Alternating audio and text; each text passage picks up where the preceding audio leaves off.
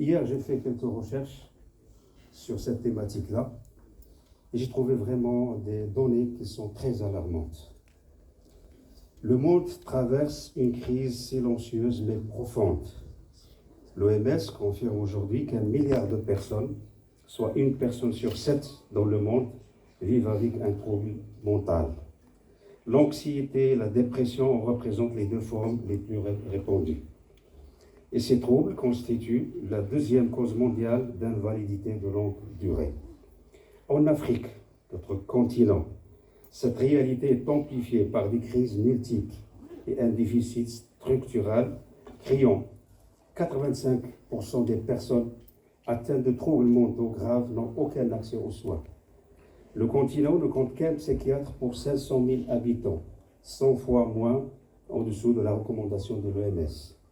Seulement un pays africain sur 5 dispose d'une politique nationale de santé mentale. Donc là, ce sont des indicateurs qui montrent vraiment la gravité de la situation. Et donc, il y a plusieurs acteurs qui doivent intervenir, notamment l'université, les chercheurs qui doivent répondre à ces thématiques-là, ils doivent répondre aux causes, ils doivent élaborer des recommandations. C'est ce que j'attends personnellement. Et tous les chercheurs de l'université, ils attendent de vous, ils attendent de ce congrès-là, qu'elle sorte avec des recommandations pour aider les décideurs publics, pour élaborer un plan d'action, pour minimiser, et pourquoi pas pour lutter contre les effets néfastes négatifs de ce fléau, de ce fardeau. Je vous félicite également parce que ceux qui ont organisé cet événement, ils l'ont très bien élaboré le programme. Vous avez déjà effectué des ateliers pratiques durant les 2 jours qui se sont passés. Donc 2 jours sous forme d'atelier. Et ça, c'est les recommandables, surtout pour les étudiants, pour les doctorants.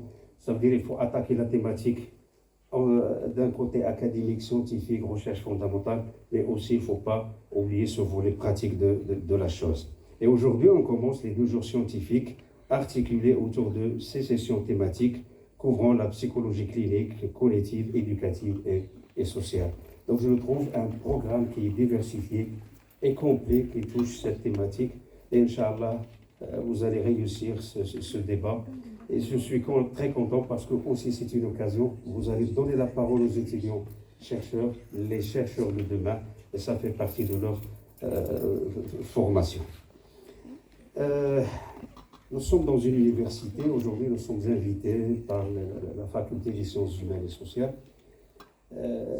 Et ce colloque, il coïncide avec un moment de gloire pour nous, pour cette université-là, parce que dernièrement, l'université Ibn Tufayl a intégré le prestigieux classement international, le QS, qui est un classement très sérieux, qui se base sur des indicateurs scientifiques très sévères.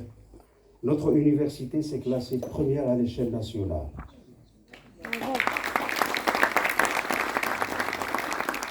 Et nous sommes les premiers dans 5 disciplines, en l'occurrence la chimie, sciences des matériaux, économie et gestion, informatique et aussi l'électricité et l'ingénierie mécatronique. Voilà. C'est une chose pour nous qui est vraiment très importante. On fait ça et on s'engage pour garder au minimum cette performance, sinon pourquoi pas l'améliorer dans l'avenir, Inch'Allah. On s'engage, nous, en tant qu'administration, président, doyen, conseil, les structures, à aller devant dans le financement de la recherche scientifique, dans la structuration de la recherche, pour aller devant, pour se classer mieux, Inch'Allah. Et je profite de cette occasion pour dire que la faculté des sciences humaines et sociales, aujourd'hui, se classe première dans l'université Ibn Tufayl en termes de production scientifique. Et je vous félicite pour ça. Et je m'engage devant vous que je vais doubler le financement de la recherche dans votre établissement. en plus, parce que vous avez des thématiques vraiment qui touchent la société de près. Et nous, ce qu'on cherche, c'est cette recherche scientifique qui a un impact direct sur l'être humain, sur la ville, sur la province, sur la région. C'est pourquoi je vous incite à créer des structures qui valorisent davantage votre recherche. Pourquoi pas une cellule de la psychiatrie? Moi, je vous recommande de créer un centre africain de la psychologie, de la psychiatrie. Et je m'engage à le financer et à le défendre devant le Conseil. Bravo. Alors pour finir, pour ne pas tarder, je souhaite à votre congrès plein succès, Inch'Allah, qu'il soit pérenne. Il faut assurer la pérennité de cet événement parce que c'est vraiment un événement qui aura des retombées sûrement très positives sur l'université, sur la société, le pays et notre cher continent.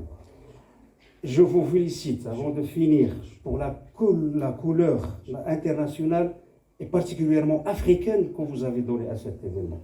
Comme vous le savez, Sa Majesté, le roi Mohamed VI, que Dieu l'assiste, il insiste toujours dans ses discours à s'ouvrir sur le continent, à développer des liens de fraternité, de coopération entre le Maroc et les pays d'Afrique.